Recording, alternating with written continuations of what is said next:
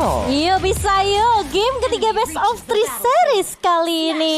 Geng Capax, jangan lupa hashtag IndoPride guys, biar kasih supportnya ya, biar dirasakan gitu ya sama teman-teman dari Geng Capax juga.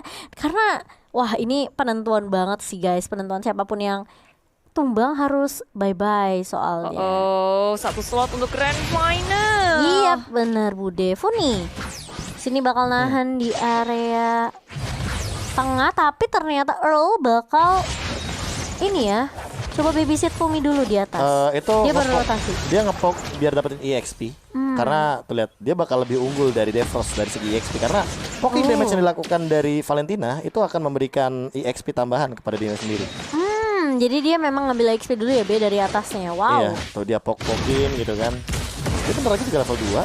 Iya udah level 2 Mbak. Oh level 2 kali ini. Dan Chris first blood kah, Archeaternya kena 3, tapi Sky udah bersiap di area depan. Oh lala, first blood yang bagus banget. Walaupun Brand Victor awalnya bisa bikin Funi merana, tapi ini akan dibalas langsung masuk area jungle dengan percaya dirinya. Funi di Frost harus bisa untuk membantu Ashe dengan cara don't run walking terus-menerus di pop up. Tapi Earl pun juga udah langsung ngebantu ini ke area depan. Ashe-nya masih bisa dapatkan kesempatan untuk ngedapetin double buff terlebih dahulu. Tapi Earl masih berani paling depan kali ini, mencoba untuk mengusir pergerakan dari Earl. Udah pakai flickernya untuk mundur, tapi lihat dari Earl yang gak mau terlalu memaksain cincau pun, Taro ini bakal kesulitan banget sih di bawah B. Sniper kayak yang aku bilang tadi ya, persenannya jauh, paling jauh turun-turunnya. Kayak dari Bennett atau Granatnya tuh dia masih 100% kan.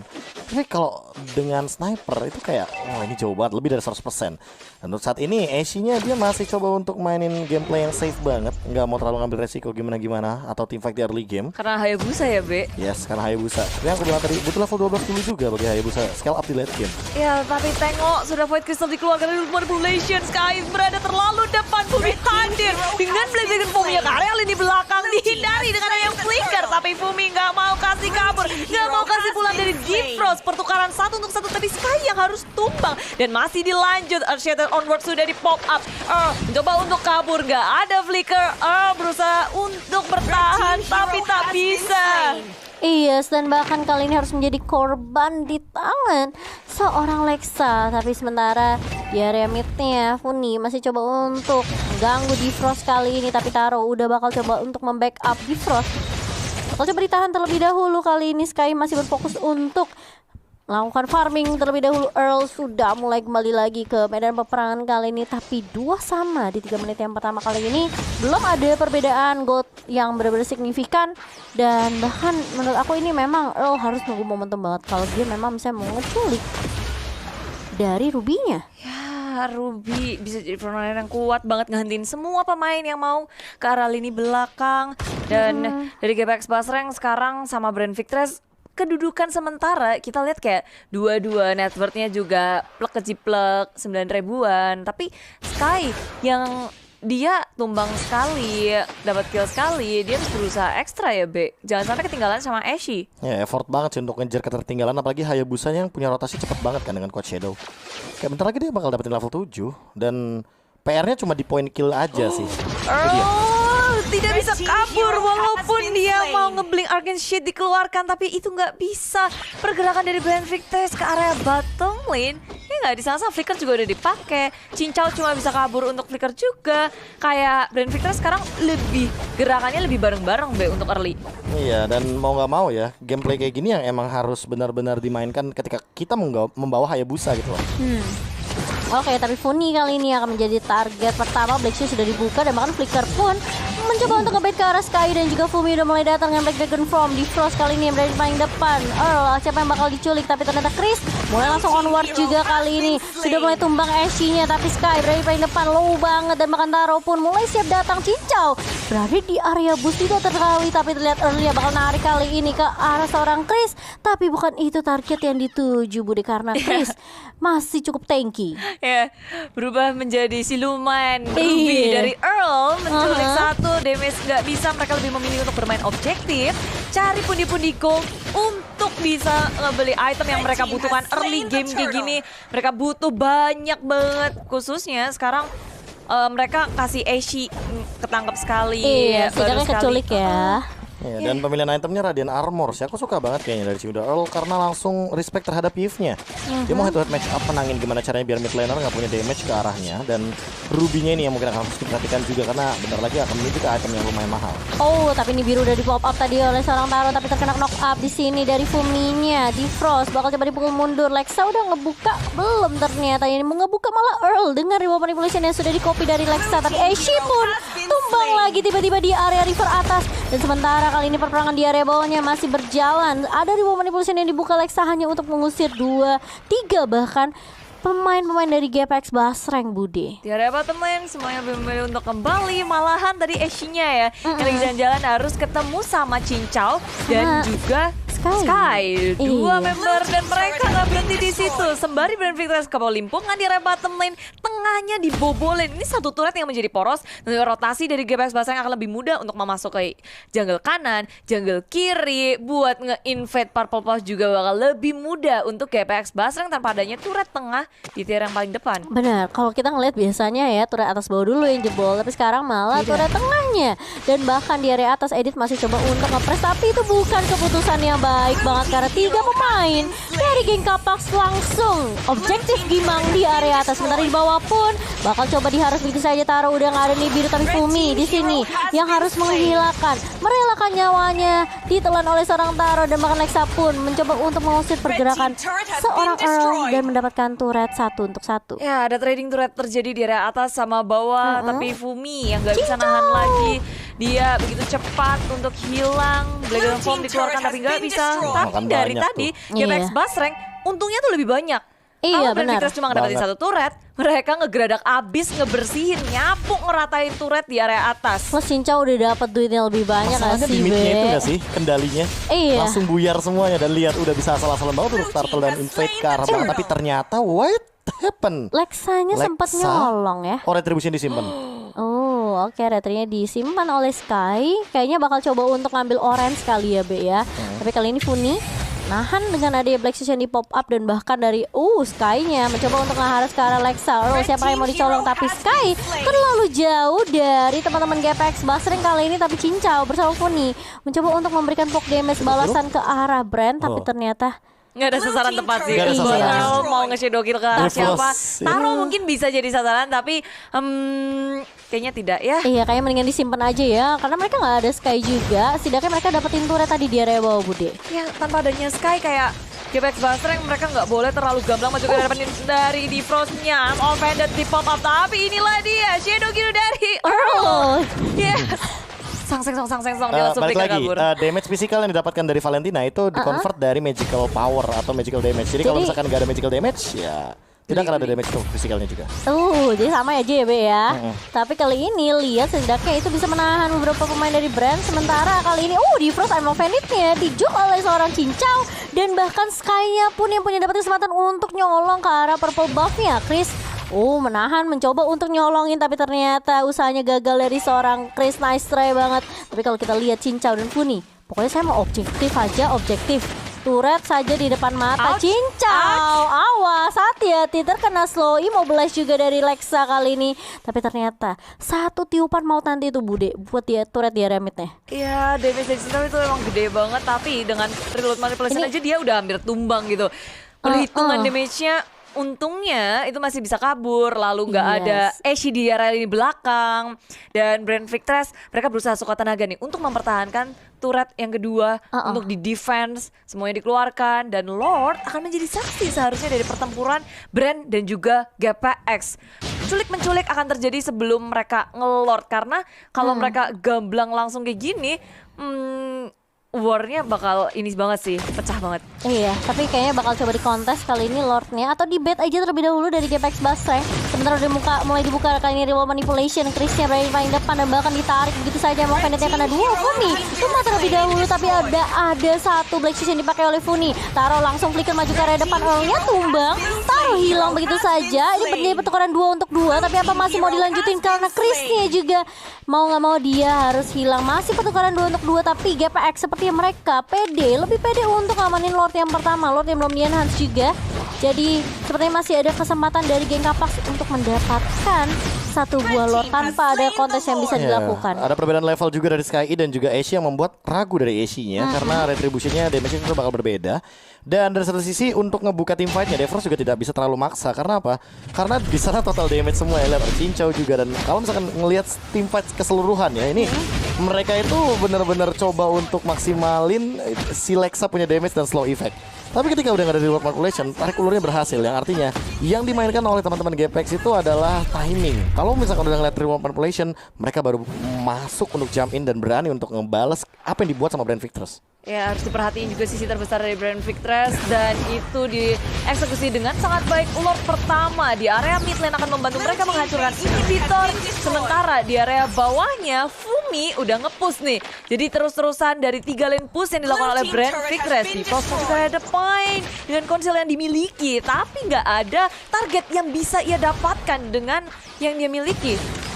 Iya, sementara kali ini bakal ditarik kena 3 dan bahkan di follow dengan cukup baik tentunya dari Lexa, tapi lihat damage dari seorang Fumi dan Cincau juga, tapi di area belakangnya lihat Fuminya terculik begitu saja. Ashi berada di paling depan, bakal hilang dapat double kill tapi ditukar oleh Cincau kali ini. Killing spree untuk seorang Cincau. 3 hilang dari GPX tapi lihat masih mau lebih kali ini, ternyata terlalu benar-benar berfokus terhadap lini depannya dan bahkan dari Cincau yang bakal coba dikejar. Apakah ini akan wipe out dari Brand, tapi Cincau masih bisa survive Bude. Snipernya nggak dilepas ternyata sama Taro. Dia ganti ternyata Ternyata Wesker yang di belakang, bukan sniper. Dan Cincau itu tadi satu hit damage ke Lexa sih, true damage-nya bisa bayangkan kayak langsung setengah darah begitu saja. Tapi Chris, dia kuat pada di depan dan bahkan bisa mengembalikan keadaan kayak tadi. Langsung tertahan 3. Defrost itu adalah kuncinya ketika ketarik dengan I'm of Vended. Langsung semuanya ketangkap dan Earl. Benar. Tadi dia sempat jump in. Aku tahu niatnya dia mau pakai ini ya, efek Terrify yang dimiliki sama seorang Valentina. Terus reward manipulation, tapi kayaknya terlalu cepat di sana, langsung di onward dan bahkan langsung di Earthshaker begitu saja. Iya, dan kali ini di Frostnya yang bakal coba diharas Sky dengan heavy left punch dan juga jab langsung menumbangkan di Frost yang lini depannya kelihatan langsung di depan mata. Tapi Ashi shadow kill-nya udah dipakai, kali ini bakal coba dikejar. Earl ternyata nggak mau terlalu memaksakan juga, takut ada backup, ada Chris di situ yang sudah untuk siap mengcover Ashi yang lagi bakal coba untuk ngambil karet. Tapi Ashi masih bisa dapetin orange-nya ya. Sky ternyata nggak mau terlalu menggunakan retribution-nya ya. Dan mereka mau Lord aja nih, 18 detik. Iya, Bude. Kayak tinggal menghitung detik Hari. aja. Hari. Besok. Lordnya besok ya. Udah Senin lagi. Oke, gak apa-apa ya, gak apa-apa. Dan Lordnya kayak ini hadir Udah dari Brand di-enhance. Victress. Tapi bentar lagi juga retrinya bakal siap sih dari Ashi-nya. Levelnya juga, dan dari GPX mereka udah ngebait dulu. Ini nih. Gak kan mereka mau ngeluarin terlalu banyak komit ke area Lord. Di bait nggak sih harusnya? Cibindanya pegang Ruby sih. Nah ini yang Ayo. bakal mahal loh. Maju ketangkap. Narik dapat satu di Frost kali, tapi Fumi hilang tiba-tiba dan bahkan Fuminya mencoba untuk membuka dengan Black Dragon Form kali ini, tapi Chris yang bakal coba untuk maju ke area depan terkena stun dan bahkan Reward Manipulation dibuka begitu saja. Sky-nya nggak dapetin satu, tapi nggak digangguin Lexa-nya di area belakang. Cincau masih bisa dapetin space yang free, Taro dapetin double kill dan bahkan 2 pemain Ashi dan juga Taro yang udah low kali ini nggak bisa dikejar. Dan jangan sampai Earl di sini keculik juga karena menyisakan Cincau dan juga Earl. Tapi tadi sayangnya Funia keculik duluan ya Di samping kanan sendiri. Karena dia nggak sempat menggunakan ini sih Black Shoes. Karena ya. ketangkep kan onward, Earthshaker kayaknya tadi Chris dan juga Taro langsung mengeksekusi dengan cepat. Karena Taro kan pakai Wesker. Wesker nih biru, itu dua senjata yang emang sekarang lagi optimal banget. Lihat kalau misalkan dari tim fight keseluruhan, walaupun dengan ada 2 Furious Death, tapi pinternya dari Lexa, dia nungguin dulu, dia ngumpet di bush sampai benar-benar Fuminya turun ke daratan dari udara. Dan flicker terakhirnya nyelamatin Taro banget sih. Makanya itu damage-nya sih sebenarnya dari Cincau udah ini ya, udah mulai berasa banget sih. Tapi masalahnya ya itu dia nggak bisa terlalu maju sampai ke depan juga karena bisa ketangkep. Hampir full item juga dari Cincau. mau Tinggal ke kurang 1. Berserker mungkin.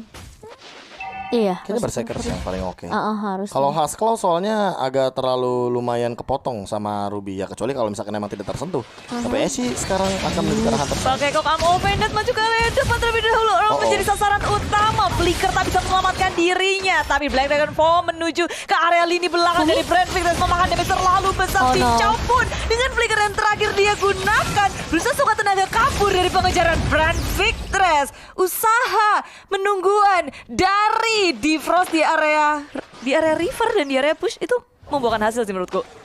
Iya, dia pas banget dari onwardnya dan juga kalau kita ngeliat Earthshatter juga tadi connect langsung di follow up sama Taro yang positioningnya tuh udah siap banget Bude buat nge-follow up. Yang ketangkap Earl dulu. Iya, Earl-nya. Terus Fumi udah ngebuka sih sebenarnya. Terus pas ada shadow kill juga dari Ashe. Oh, tapi Defrost emang Bandit-nya tidak mengenai ke arah Cincau, tapi lihat ada Void Crystal dari seorang Lexa kali ini ngecicil ke arah Cincau dan Berserkernya sudah jadi ya, Be? Ya, tapi apakah ini akan jadi jawaban? Karena main pick off satu-satunya enak banget nih dari Brand Victress dengan hadirnya Reward Manipulation, apalagi Lexanya yang dari tadi ya 2-0-11, bayangkan dia tidak tersentuh loh. Dia tidak tersentuh sama sekali. Jadi ini bakal jadi sebuah PR juga GPX Basreng dengan Pakito, dengan Yuzong dan ada Valentina juga. Ketika mereka masuk ke area lini belakangnya ya, Be. Udah dilakuin sih Fumi kan. Iya, stoppernya banyak kan. Ada Ruby, ada Chris juga dengan Edith. Meltnya juga cepet banget. Si Taro damage-nya udah gede. Dan ini udah memasuki late game gini. Full item. Tengok, Taro udah ngedapetin turret bersama dengan Lord, Lexa, Defrost maju di area tengah, ada Ashe, di area atas ada Chris. Late game banget sih dari Taronya, harusnya untuk itemnya juga udah siap. Tapi lihat sakit banget Fumi, terkena damage dari Reward Manipulation Lexa. Tapi sementara kali ini dari Sky mencoba knock up dua pemain sekaligus. Defrostnya tumbang begitu saja, tapi Earl bakal coba untuk membuka juga dengan Reward Manipulation. Kali ini dibalaskan, Lexa pun bakal coba dikejar. Flicker mundur tapi Taro masih bisa survive, masih ada Immortality yang pecah juga, tapi nggak bakal dikejar Bude karena di area atas Chrisnya memberikan distraction tentunya yang membuat GPX Basreng harus mundur. Balas membalas Brand Victress, tapi kalau dari segi laning-nya ini udah mulai ngepres balik. Dari tadi GPX Basreng tuh yang selalu datang ke area Brand Victress, tapi kayaknya keadaan udah mulai shifting nih, Be. Iya, kayak yang aku sempat bilang juga, kayak Clean ini emang powerful banget untuk team fight. Tapi kalau misalkan lawannya Beatrix lumayan susah juga untuk menyentuh. Karena apa? Karena range yang ia miliki dan attack speednya lebih tepatnya dengan Imminent Sword, apalagi Heptasis sih. Jadi kalau misalkan asal-asalan buka rumput, apalagi di sana kita tahu kombonya Chris dan juga Taro dari tadi. Pick off-nya, bahu-membahunya benar-benar on point sekali. Belum ada yang gagal atau bertahan hidup ketika diculik kayak Funi tadi di area Lord bottom lane. Dia di onward, abis itu Earthshatter langsung di shotgun begitu saja hilang, instant kill, apalagi punya Immortal. Sementara ini kalau misalnya kita melihat dari Cincau, yes, dia baru punya Ares Belt 1, mungkin Thunder Belt, mungkin Immortal, apalagi udah mulai memasuki menit ke-17. Tapi untuk dari setupnya ini yang harus diperhatikan, GPX Basreng nggak bisa setup asal-asalan, karena mereka lagi kurang banget nih dari segi mapping dan pengendalian dari wave minionnya. Jangan sampai Lord ketiga lepas. Kenapa? Karena ini akan jadi Lord yang mahal banget di menit ke-18. Iya, apakah mereka bakal menculik karena Taro di sini udah melakukan flickernya, Chrisnya tumbang dan bahkan dikejar begitu saja. Dari Earl-nya berada di paling depan, dan bahkan Fumi coba mengejar karya backline. Lexa menjadi target berikutnya dan kali ini 2 hilang, 3 bahkan. Apakah Defrost yang akan menjadi korban berikutnya? Immortality pecah kali ini, nggak bakal bisa kemana-mana. 4 hilang. Ashe yang kelihatan kali ini di area mid bakal coba dikejar begitu saja, tapi masih punya Code Shadow dari Ashe. GPX Basreng, momen yang pas di mana mereka dapetin kesempatan untuk dapetin Lord-nya, Bude. Lord yang ketiga. 5 lawan 4 posisi dari mereka yang baik banget. Dan opening yang on point juga, mereka bisa ngedapatin damage dealer-nya terlebih dahulu. Dan sekarang Lord diamankan oleh GPX Basreng, seharusnya akan bisa merubah mappingnya dari segi minion yang tadi udah ada di area inhibitor, tengah aja hampir pecah dari GPX Basreng. Dan ini angin seger banget sih buat GPX Basreng. Dan ingat, ini untuk 3 detik ke depan akan muncul Evolve Lord. Jadi bukan yang enhance doang, dia akan memiliki 5% damage reduction dan tentunya akan menuju ke arah mid. Jadi bakal ditabrak banget harusnya. Bisa langsung ke end kalau seandainya wave manajemennya bakal bagus banget. Freeze di mid lane-nya mungkin dorong di bawahnya baru, biar Lord-nya bergerak ke arah mid kali ini. Dan satu momentum tadi tepat banget timingnya, 4 melawan 5. Serta Cincaunya tidak tersentuh sama sekali dan Fuminya timingnya tahu untuk mengincar ke arah Lexa. Lexanya terkena serangan dari Earl-nya juga. Apakah bisa dilakukan lagi? ini dia movementnya. Iya, kalau kita ngeliat ini Lexa bakal jadi PR banget sih. Real Manipulation bakal coba dibuka kah oleh Lexa? Karena high ground bener-bener. Tapi ternyata taruhnya di sini harus berhati-hati. Bakal coba dibuka terlebih dahulu, dibalas ternyata sama Earl masih punya Real Manipulation juga, dan bahkan Fumi mencoba mengejar Eshi tumbang. Bahkan di Frost juga hilang begitu saja, tapi Cincau terlihat sangat low banget. Lordnya masih bisa ditumbangkan begitu saja. Chris di area depan, Shatternya kena 2, tapi ternyata damage dari seorang Funi dan juga Cincau terlalu tinggi dan bahkan Capex pas rank